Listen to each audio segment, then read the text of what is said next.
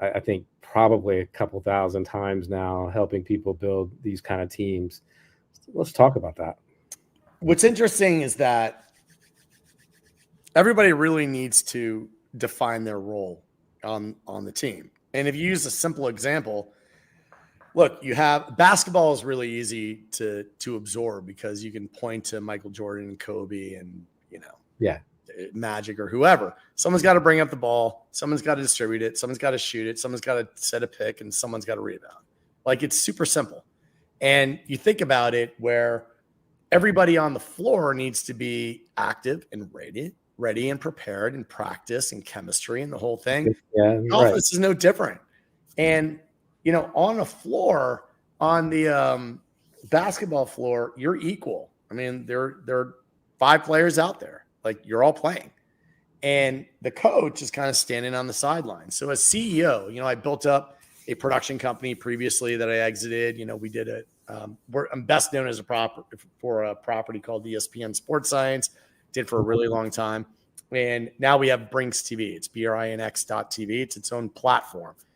And, really the culture is, for me, you set a vision, you get great people who can execute. That's it. Like, it's that simple. Now you have to have a vision that's, different. If it's not different, you're going to be lost. And then you have to have the people who can execute the different vision. And each company, each organization really has to, find its own way. And I feel very passionate about leadership in that there's servant leadership where you're saying structure determines behavior. So a lot of people don't realize, well, why do you go to the bathroom in a bathroom? Because it has a toilet. But what if it didn't have a toilet? You want to go to the bathroom in the bathroom. Would it be called the bathroom? I don't know. Like, you go to the bathroom where there's a toilet. So, like, when you drive into your house, do you go in through the front door or the back door? The answer, whichever is closer. Like, it's structure. So you have to build your company and your vision for this person is going to be responsible for X. Well, where's X? Right at their fingertips. And they're great at it. That's it. So you have to build the structure just like a basketball team. The guy that's bringing up the ball can really handle the ball. So it's really simple in that way when you boil it down. And perfection, perfection is the enemy of great, because you just have to concede you can't be perfect. You just concede it. It's never going to happen. But I can be great. And great is built out of belief and failure. I believe this is a great idea, and then we fail. And we go, wow, man, that was a train wreck. Okay, let's put the train back on the tracks and keep going. This time I believe it's really going to go. We failed again. And then one of these times you're like, oh my God, this thing made it all the way up the mountain. And I believe that genius and brilliant and whatever is really, look, Michael Jordan missed more shots than he took. You just remember the ones that he made. That's the entrepreneurial spirit. Like, give me the ball, I'll shoot it. I missed. All right, well, give it to me again. You just keep trying and trying and trying and iterating. And I think the CEOs, certainly in my case, I like to refer to myself as a really, really useful idiot. Like, let's do this. Well, that didn't work. Okay. Let's do it again. Something different. This one worked. Awesome. Yeah, you got to be really good at setting up the structure and the environment, right? And then letting your people do it. And then that's what you're talking about in a way. Creating the vision, the environment. And if you get that right, you let your people, and you get the right people, like you said, to execute, then it's about letting them execute, getting out of the way. Yeah. And keeping an eye on the environment and on the focus but letting people do. And that's hard. That's the hard part, I think, where a lot of people get in trouble, right? I think it's harder now. We're living in I don't know what the right phrase is, but we're just living in a really weird time. COVID disrupted everything. You can't even describe to a 22-year-old what it was like to work in 1978. Like you woke up, you left the house, you were in a building, you were in a room, windowless. You had a boss looking over your shoulder. You did exactly what they said. You got a 30-minute lunch break. You went back to the windowless room. And this was my father's career with the government for 20 years. Didn't have that. And you know, the culture that you have now is, I was born in 71. I'm like, listen, my parents love me as much as anybody else. But I mean, did your parents know where you were when at 4:00 on July 13th? They didn't. Not only did they not know, they didn't really care. Like, what can I do about it? I mean, I was born in 1970. I was same childhood, you know. Like, we were in. Where'd you grow up? I grew up in rural South Carolina. I mean, we took shotguns to school after. Right. Why? After going hunting in the morning before school, right? Right. And you threw it out. You probably had them inside. It didn't matter. And I look at society right now and I go, I was driving a car by the time I was 11. I mean, you know, it was right. Because it was utilitarian. Yeah. That was it. And you look at now and I'm like, people have Life 360. I'm like, why would you want to know where someone is all the time? I don't know where I am all the time. I can't stand it. And when you were in South Carolina and you wrecked on your bike, what house did you go into? The nearest house. Yeah, your neighbor. The neighbor. Why?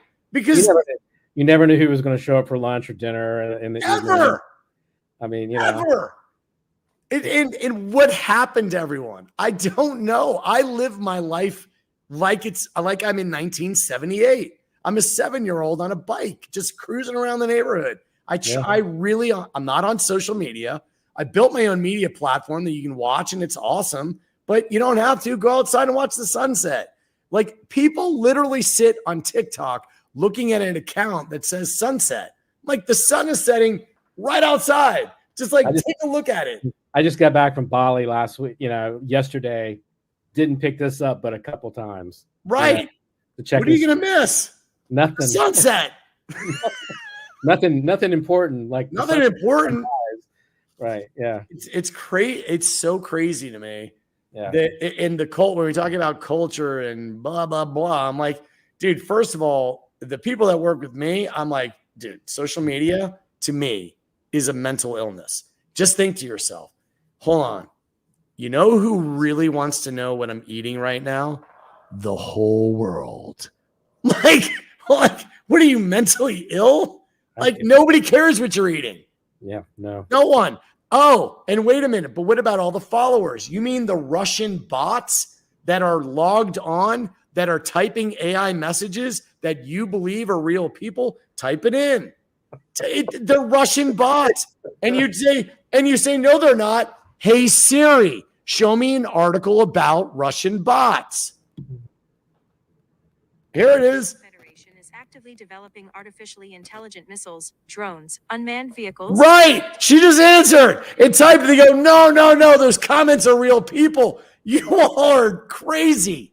Oh, that girl, that 15-year-old on TikTok, she got 30 million people to like it. Bots.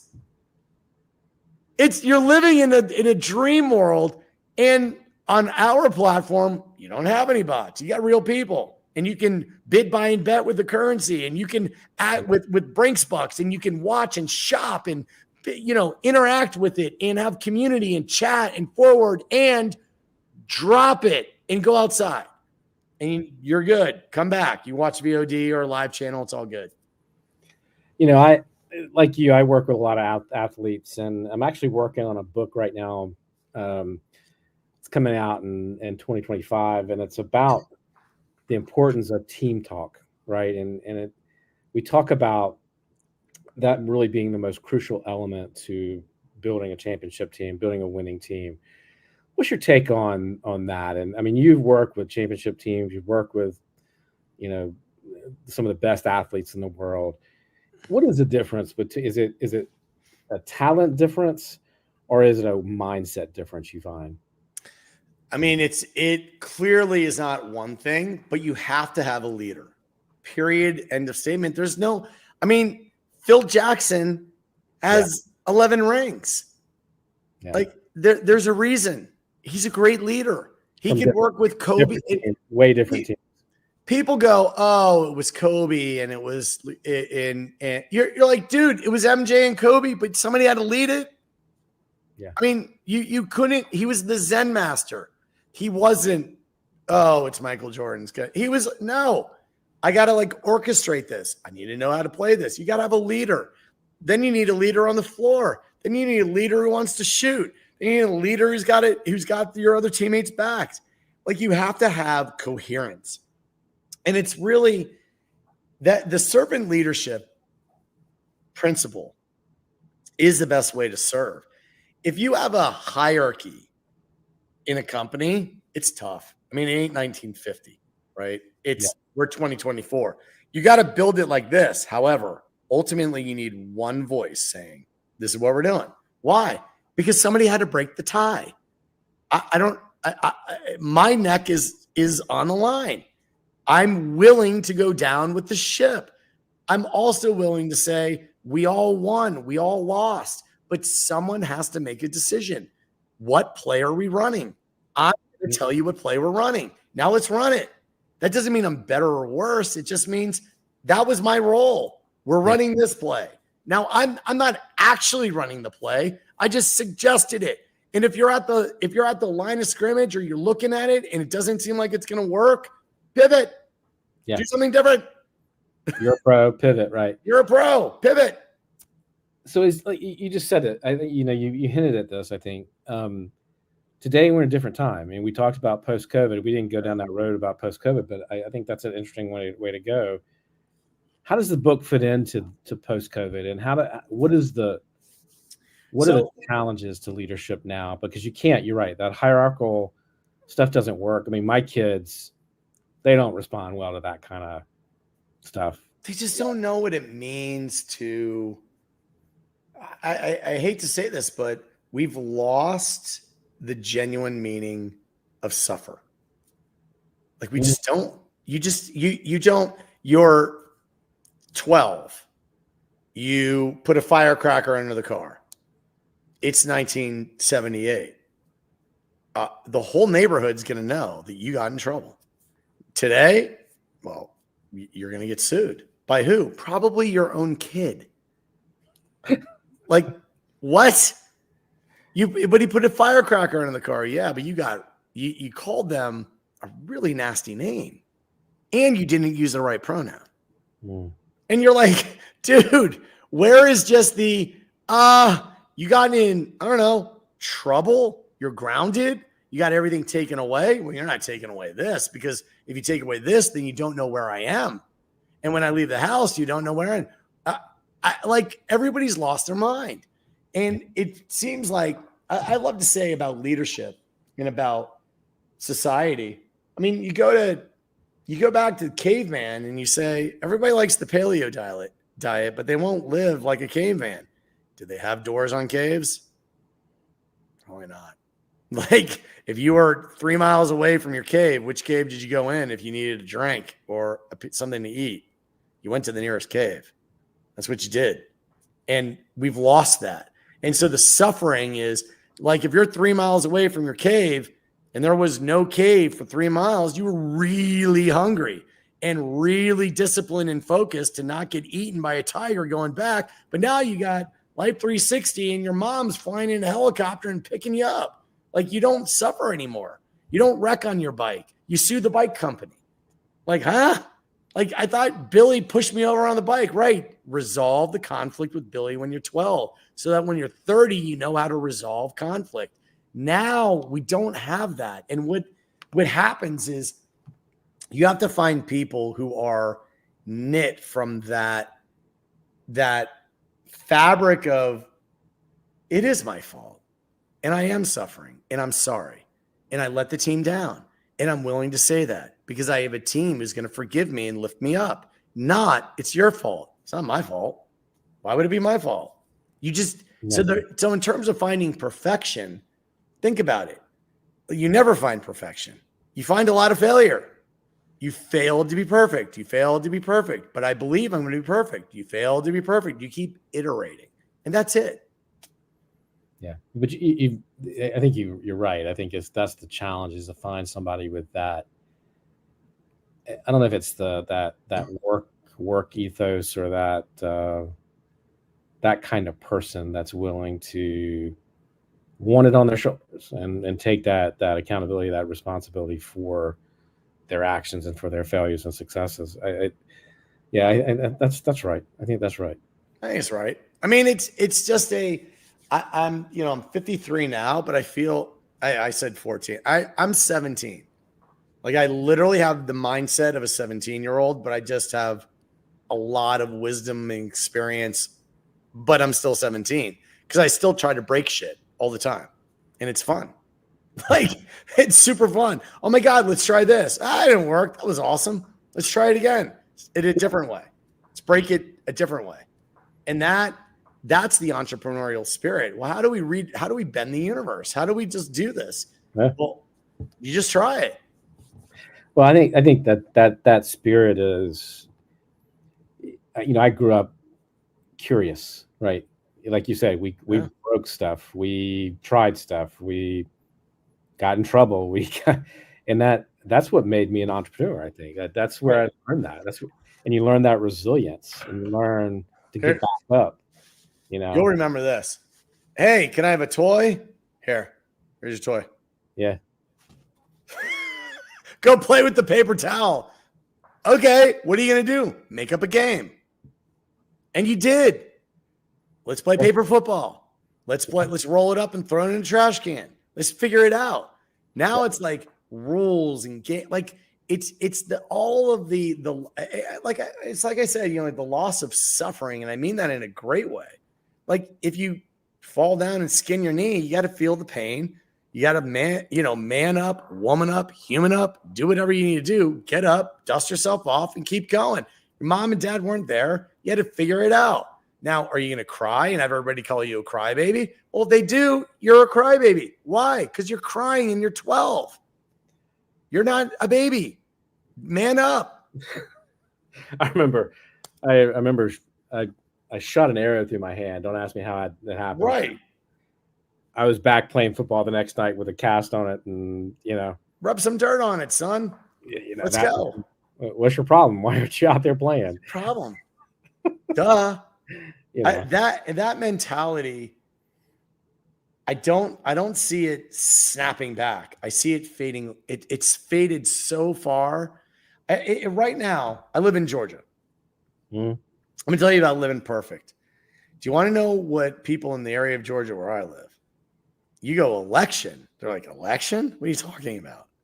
They're like, oh, the thing that is in November? It's October. Like, huh? Like, it's just not even it's not even a thought. And I lived in DC. Right outside of DC is where I grew up. Yeah. And that's where I live now. So I know where do you live in DC? Arlington. So I know the exactly what you're talking about. I lived in Vienna. Growing up, we switched places, but you're right. You're right. I mean, you walk around Arlington and everyone's like, "Oh my God, what do you think?" You're like, "What about the binary choice, 1 or 2?" I mean, like, what do you do? No, I'm 2 today. I'm 1 today. If you haven't made up your mind, you have not been paying attention. So, how much more do you need to hear? You don't have enough data. For the last 12 months, it's been like that.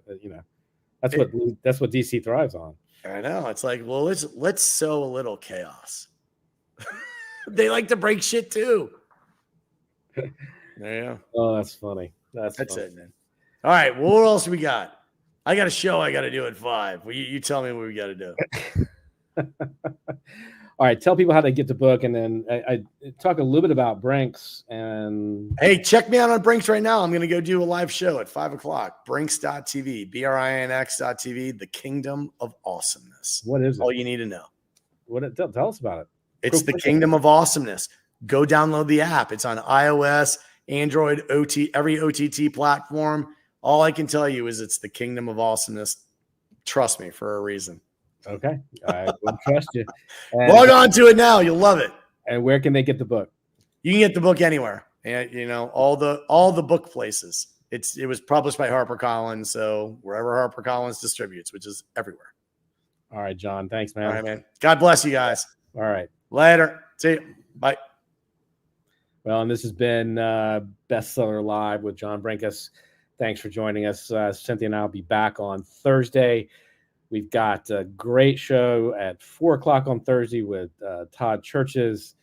And so join us at 4:00 on Thursday live here, same channel, and we'll see you then.